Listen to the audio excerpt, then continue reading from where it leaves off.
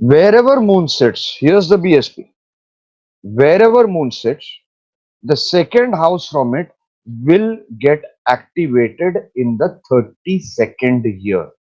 3 2, 32nd year.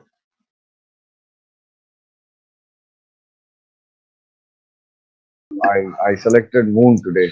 I was trying to go through our computer here and see what to do. So the BSP that I'm going to talk about is about moon, and normally what we do in our traditional astrology, what we do is we only look at the placement of a planet, and where BSPs go forward is, I think there is a shloka in Brihadarashara Hora Shastra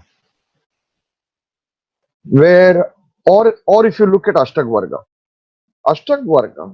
the Rishi is giving, if a planet is sitting here, what is the point it is giving in the next house? What is the point it is giving in the next house? What is the point in the next? But that's the biggest clue that I feel we haven't caught till date, you know. So when I started learning BSPs, I felt, man, it struck me quite later on that it is something similar to what the Rishi, the base of Ashtagvarga, something similar to the base of Ashtagvarga, that a planet sitting in a house will give results in all the other houses also. In all the other houses also, the planet will give result. And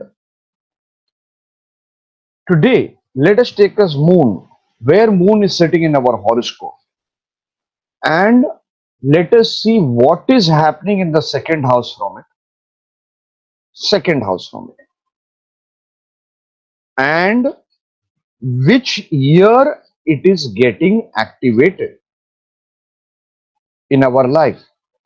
Which year is getting activated. Wherever moon sits, here's the BSP.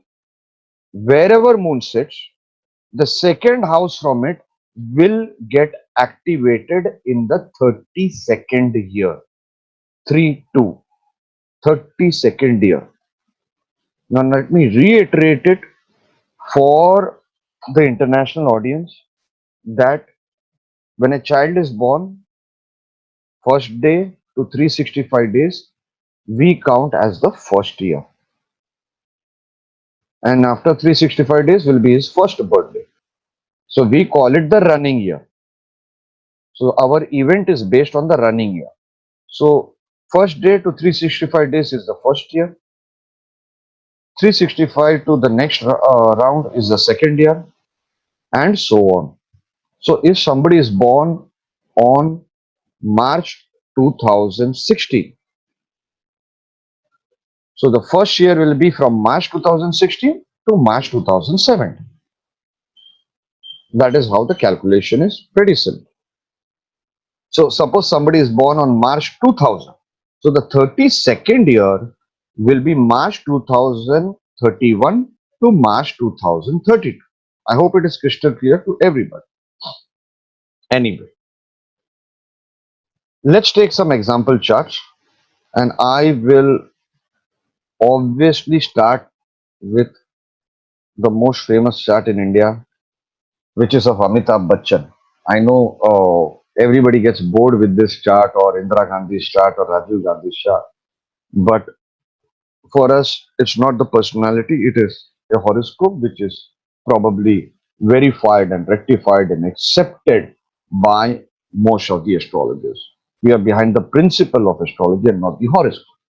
Okay, moon here is in the ninth house of Bhagya. But this moon is the sixth law. So we might tend to think that, hey, it is sixth lord, it struggles, it's fighting, things are not going to go down well for this man. But sixth lord is the lord of pending karma. You can very easily test this. Wherever your sixth lord is sitting in your horoscope, that house will show some serious pending karma, or where the dispositor of that goes, it will show that. I've revealed this, I think, in editorial 3 or 4 or 5. I've shown it on a couple of example charts. There are many techniques to find out when one's pending karma, not just one technique. You have to integrate all that and come to a conclusion. Okay. And if somebody tries to tell you that there is no such thing as pending karma, he or she is not understanding in more detail our base of our Indian astrology, which is karma theory. Anyways, what would have happened to this man in the 32nd year? Sometimes the planets do not give the result exactly on that particular year. It will give 2-3 months before, or the the seed will come 2-3 months before, and the result, the real recognition, will come in the particular year. Okay, and vice versa, it happens. Anyway, let's see what happened here. Okay, now can everybody read this? Moon is in the ninth house. Nitin, can you see the Nitin? Can you see the notepad file? Uh, I can't see the notepad file, but I can see the chart, South Indian, North Indian side in the on the left side of the right side of the screen.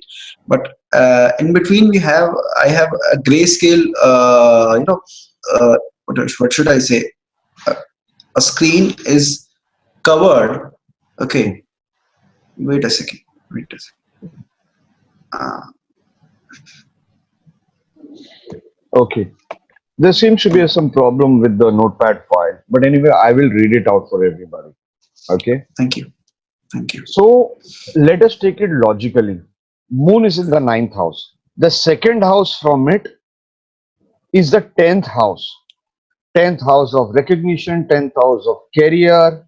So some event concerning this should happen in the 32nd year. And the Correct. sign over there is Scorpio. The sign over there is Scorpio. Scorpio is the sign of transformation. Also, Scorpio is the sign of reversals.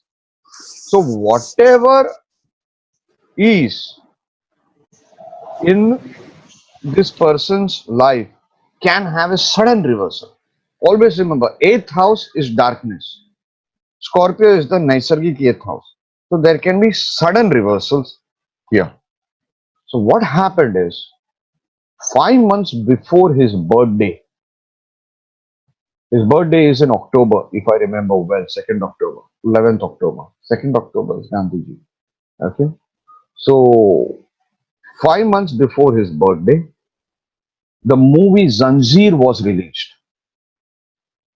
Zanjeer, if people remember the ad of Zanjeer, the poster was, I think so, something like handcuffs, if I'm right or wrong, I do not know.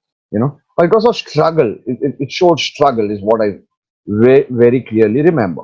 Okay. Anyway, what is important is this happened few months before his 32nd year commenced,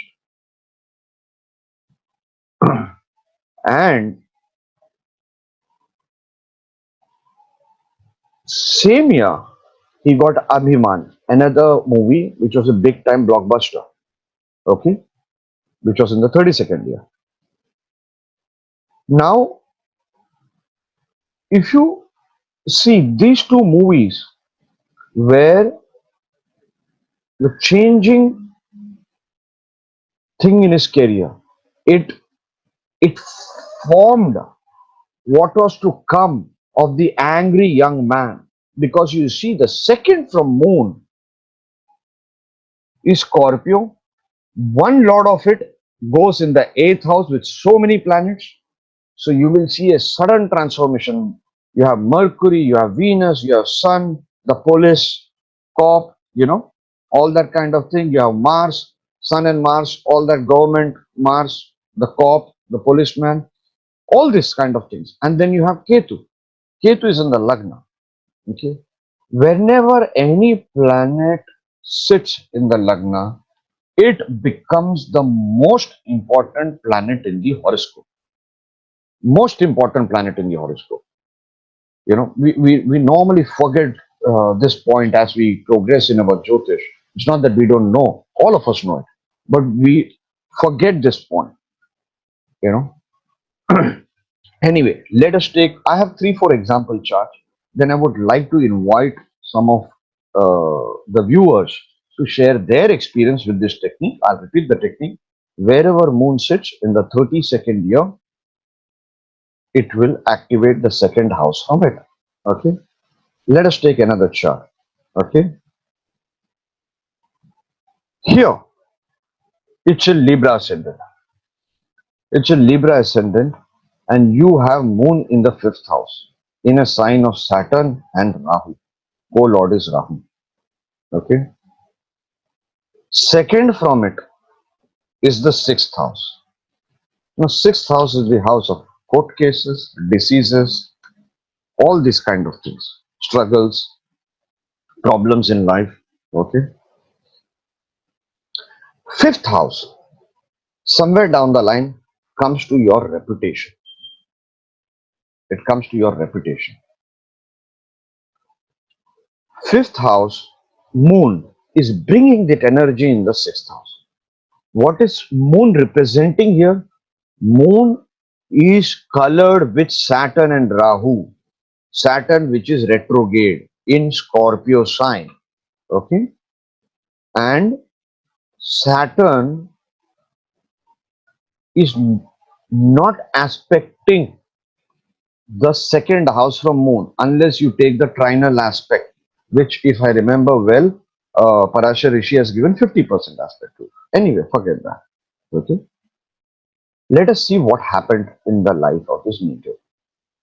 She was accused for stealing in her 32nd year, and it was proved false later on. It was it was proved false. Now, if you see to it, see the negative influences over here. You have Rahu aspecting moon, so that energy will come. Okay.